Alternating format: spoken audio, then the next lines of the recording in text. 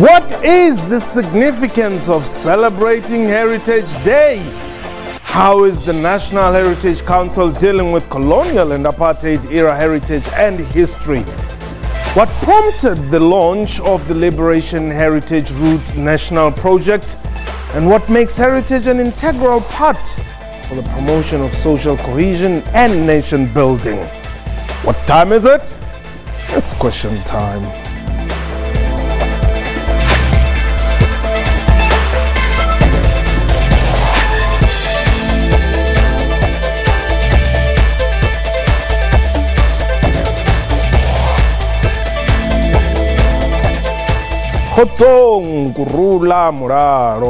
My name is Mpotsi. As the country celebrated Heritage Day on Sunday, resulting on Monday being a public holiday, to some it was just an extra day to have braais and catch up with families and friends. For the National Heritage Council, though, September is a month to celebrate and embrace the country's heritage and culture in order to enhance unity and nation building. President Jacob Zuma delivered his keynote address at the main event in Siyabuswa Mpumalanga. He emphasized that the Constitution is a powerful symbol of South Africa's political and liberation struggle. The president said government has introduced the Liberation Heritage Route National Project. The project has restored and declared burial sites and graves of a number of liberation stalwarts as heritage or rather national heritage sites. The theme for the celebration was the Year of OR Tambo, celebrating our liberation struggle. But can the country's heritage and history be told without reflecting on its colonial and apartheid past? We are live, and please do get in touch with us. The number to dial 089-1104-210. Our Twitter handle at QuestionTime24. My guest today, Advocate Sonwabile Mangotwa, is the Chief Executive Officer of the National Heritage Council. He joins me in studio. Tata, welcome. Thanks for having me. Thanks for also good afternoon to listeners. Or to viewers. Yes. Kumkhomazi lo uqhineba uguququ sithonga sithathu somlolo impondomise. Thina ke si ngo somlolo aba ke kuthiwa xa kubiza umkhomazi awugcwala ngomoya. All right. That's fair. Just wanted to test the waters. We're talking heritage here, and like I said in the intro, you have people who on Heritage Day, actually some say it's what, National Braai Day. What kind of a heritage is a braai heritage? I think we've engaged with the organizers of this campaign, Braai Day. Yeah. You say that, you know, if you put a meat on the on a braai plate or whatever, you can do that every day. Yeah. Without really, changing or passioning name to an important day like this one. Our heritage, it's so vast. It's more than 4.3 billion years.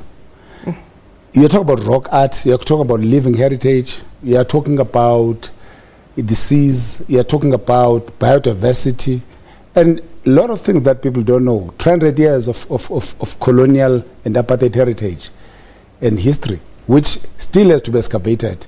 So it's too early for us to elevate one, part which is braai. You can braai every day. For sure, tomorrow, this evening, you can throw a piece of meat and braai. But I don't think that you can now reduce, such an important day and say, and it was renaming it, a braai day, because it's with all the effects of liquor, that is what it has done, to a society and so forth. It's also full of commercial interests as well.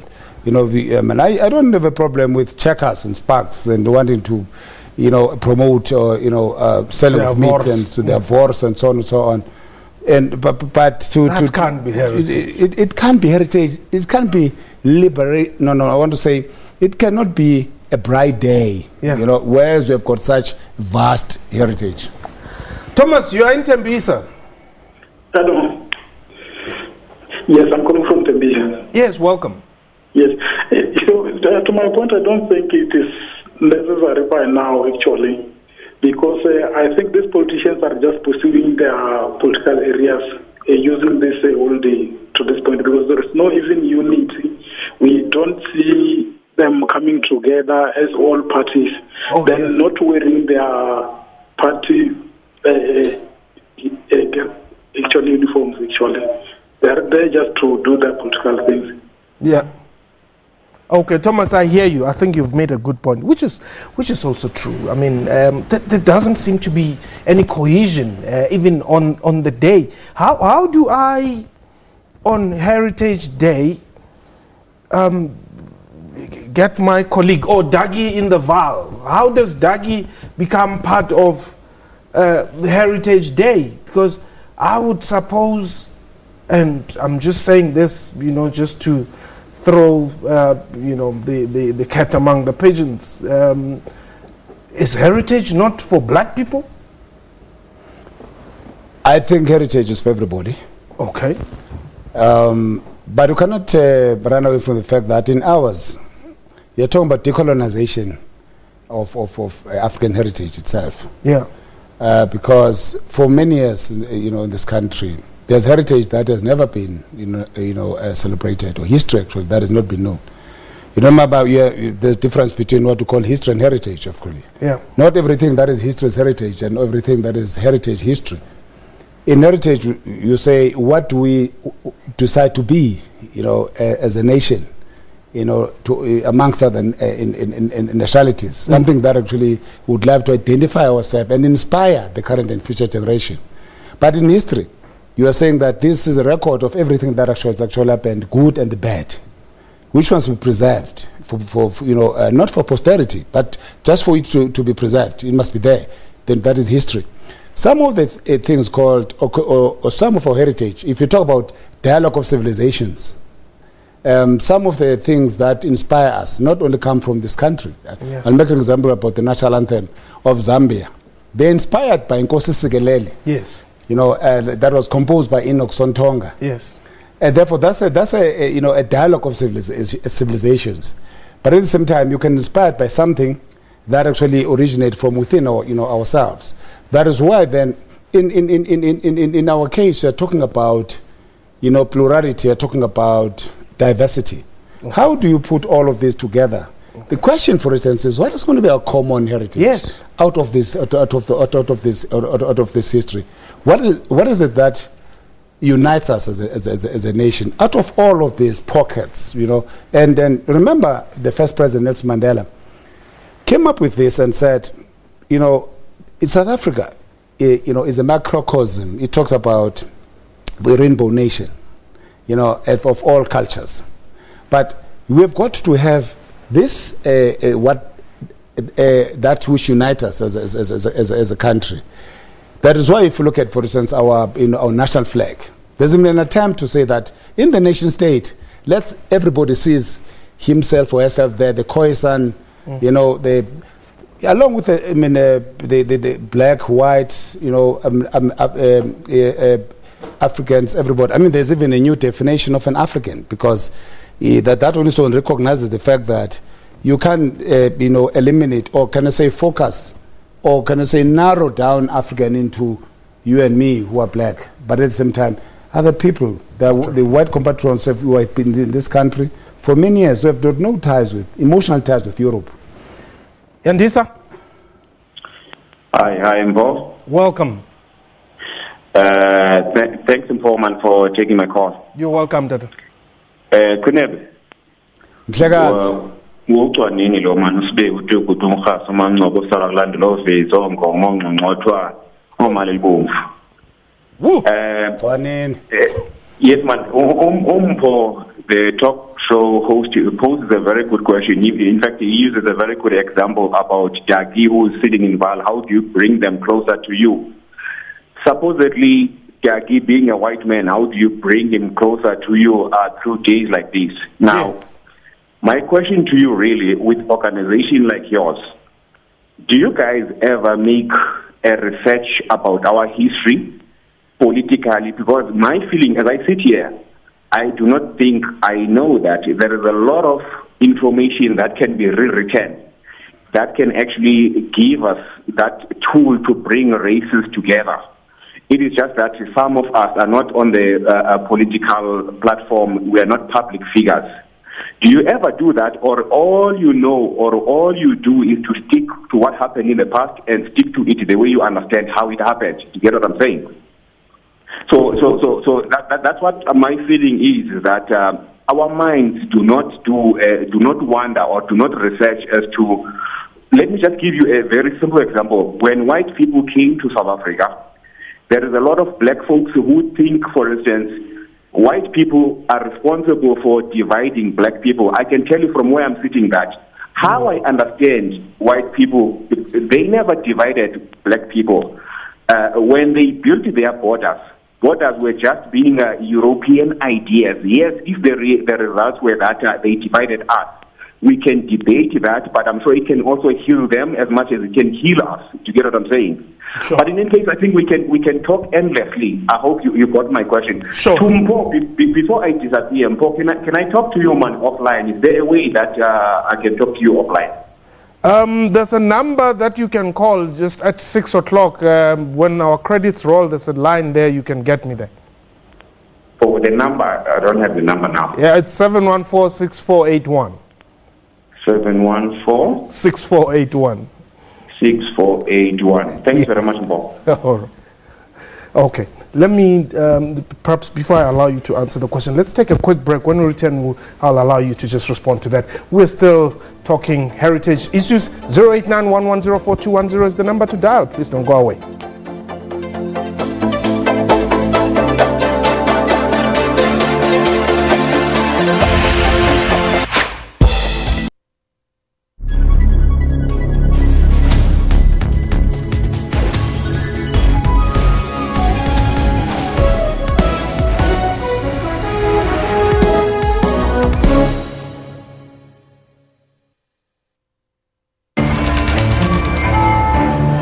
If you asked the British how they felt about being the biggest cider drinkers in the world, they'd say something like this.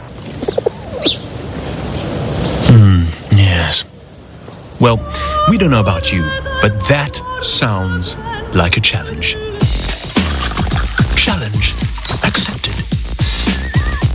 Tops at Spa. Good cider, good advice, no stiff upper lip.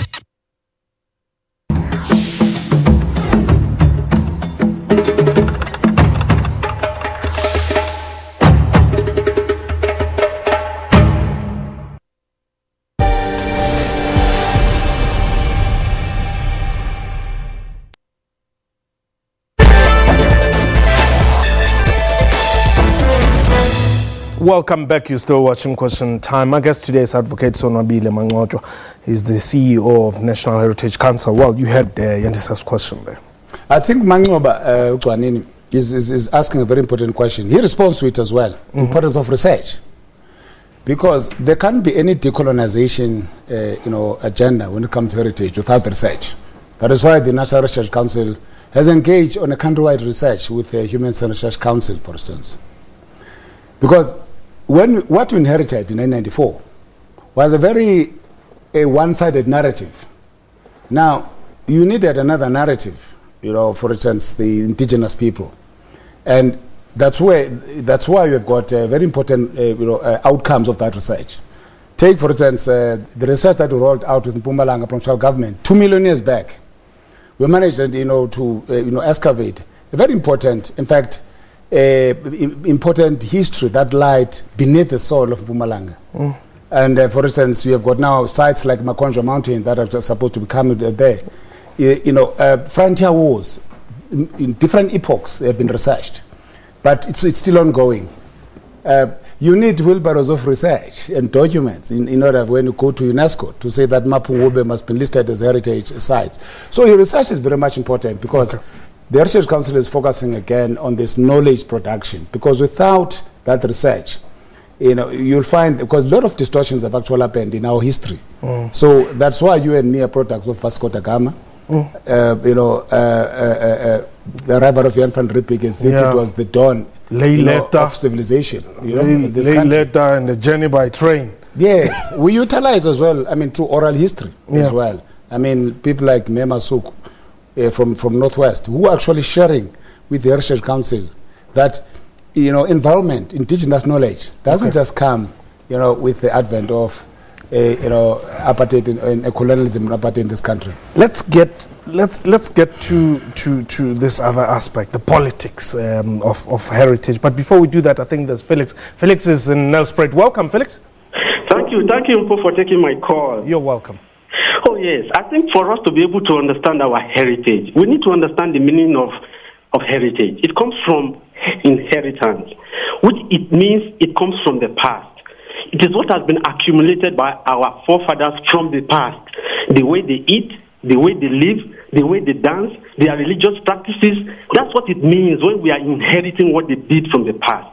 But for what end? To what end? What is the purpose of us knowing what our heritage is? It is for us today to know how we should behave, how we should be able to come together. What was it that divided them then? What was it that united them then? What is it that they made good then? What was it that destroyed them then? And that is the only reason why we can come together and say these are the things that can unite us now. That is the meaning of heritage. That is the purpose of heritage. Felix, thank you. Thank you very much for that call. Commentary more than question. Now, let's talk about the national liberation, what is it? Liberation route? Yes. Liberation route. And by the way, you've been accused of being, recognizing and acknowledging the Congress movement liberation history at, whilst perhaps not acknowledging the Black Consciousness movement, the Pan-Africanist Congress of Azania, and perhaps the New Unity movement and the likes. That is far from the truth, actually, because that's another lopsided view of looking at our liberation heritage. Yeah. That's more than liberation struggle. Yeah. All of that. Oh, yes. That we're talking about. Yeah, the last century. Of yes. But before that, you are talking about 150 years of anti-colonial wars or frontier wars, of which 100 was fought in the Eastern Cape. You have got icons, for instance, like Makoma. Yes. You have got Chief David Stirman. The first three wars that were actually successfully fought, the Khoisan, actually, that who successfully repelled the landing of Portuguese on the shores of the Cape in the 1400s. That's actually how important our liberation heritage is. That is why the National Heritage Council. That's why I said it's far from the truth, because you go to our archives, go to our website, you'll find the book actually called Chita Verstirman, Ngele Makanda, Mampuru, and all of this. Actually, even religious heritage, actually, Tiosoga. And then all of this. So I'm therefore saying that if you remember, we are not a nation as such then, because the African National Congress, which is the Native African Congress, was formed, in 1912, precisely because it's where Pixel Kaseme and that actually mentioned, the fact that we have to unite. That is the oppressed people must unite. So the Native African National Congress was established, of course, as a parliament of the oppressed people. That is why then the issue was demon of racism and demon of ethnicity. And all of this is there, in our own archives, in our research. That's why I'm saying that come to the modern liberation struggle. Some people actually, even in this program, saying, don't recognize Professor Mangaliso Sobukwe. You can't have a liberation heritage, modern liberation heritage, without Sobukwe. Yeah, but there are houses and offices. I mean, Mama Winnie's house is what? It's housing rogues now and all that. Why is this happening? I mean, Sobukwe's offices and all that. We cannot underestimate what has been done already. For instance, there are legacy projects from 1994 the way huge infrastructure investments were done. If you look at, for instance, sites that have actually emerged, about 17, including Samora Machel, Albert Lutuli, Nelson Mandela, and Ngome Museum. You look at all of these. These actually, investment that has actually happened, the Dube House and so forth. But you are talking here about, a route, which is a liberation route, which actually, its own frame, it's actually responding to this challenge of saying, how do you turn abstract sites into strategic development nodes? Hold it there. Let's take Muzi. Muzi, you're in Durban. I'm sorry for keeping you on the line for so long. Thank you for having me, Baba. Yes, go ahead. Yes, this Friday, Yes. lento baba into le yokubulala ubuntu. Yeah. Yabona into le yenziwa ngamabomu. Everything that is black kufanele kahle kahle iphele. Mina calling from KZN, lento thina besiyenza kuthiwa iShaka's Day. Usuku where we go and celebrate, you know, yes, the King Shaka. Yeah. Angazi kwamanye province khona bebethi. Yeah.